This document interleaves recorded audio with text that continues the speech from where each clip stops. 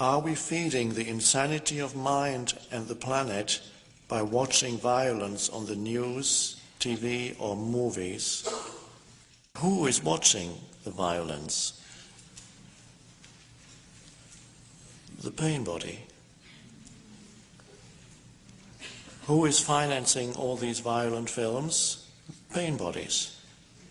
Who makes these violent films? Pain bodies. Make them, pain bodies watch them. Pain bodies love them, pain bodies pay to watch them. But now we have a whole industry designed to feed pain bodies.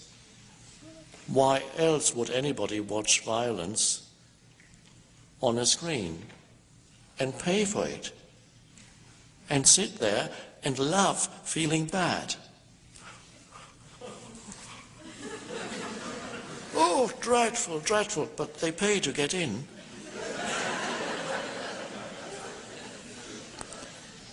Because it feeds the pain body.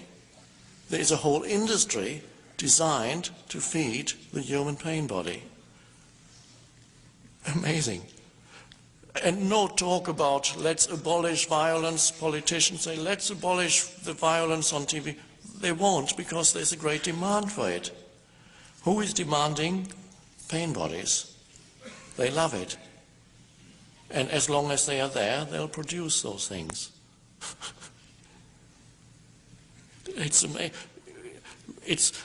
One doesn't see the madness of our civilization because we are so used to it.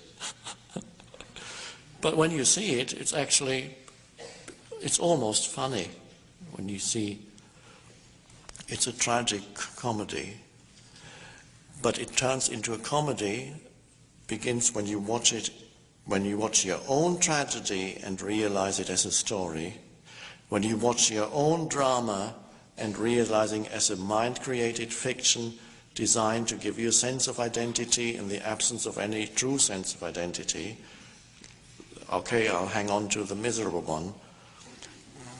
It's when you see it, the drama, your own drama as illusion, then you either laugh or smile.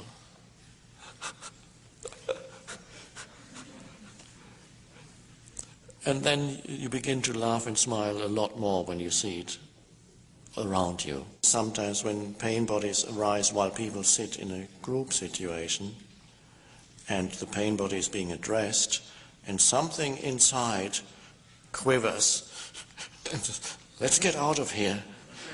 Somebody's looking at me. Pain bodies don't like to be looked at. I'm using looked at as almost a metaphor, which means to put the light of attention on it.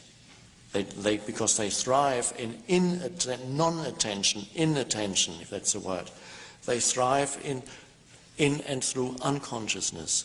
When you become conscious and look at the pain body directly, it shrinks, it withdraws, it tries to get away. It might become extremely dormant, pretend that I'm not here anymore, but it's waiting just like a fox would be very clever. It was waiting for a better moment.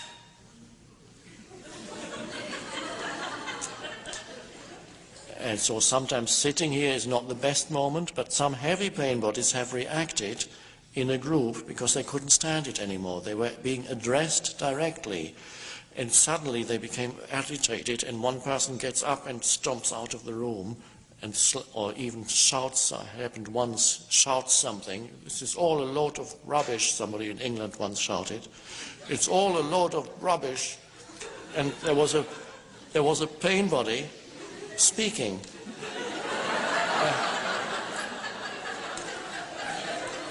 It was such a perfect illustration. It was just a small group I had then, 15 people or so, but it was such a perfect illustration of what I had just been speaking about that other people thought I had engaged an actor to illustrate.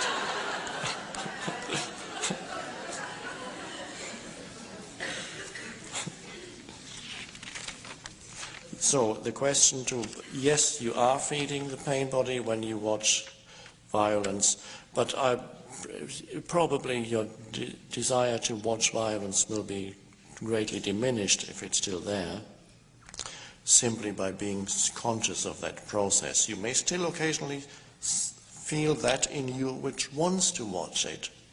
It may be still be, but then you can, oh, there it is. And news, of course. News is also mentioned in the question. There are a few people in a few offices around big cities, and they choose what they give you, feed you as news. They choose, say, this matters, this is important, we are going to feed them this and that and that. And what they choose is an expression of their state of consciousness. And often the pain body is an important part of their state of consciousness. So what you watch is not actually the world news, is what a few people who embody a particular state of consciousness, and usually it's not the new one, choose as significant. And you can imagine what they choose, and you know what they choose. There's a lot happening that they wouldn't choose.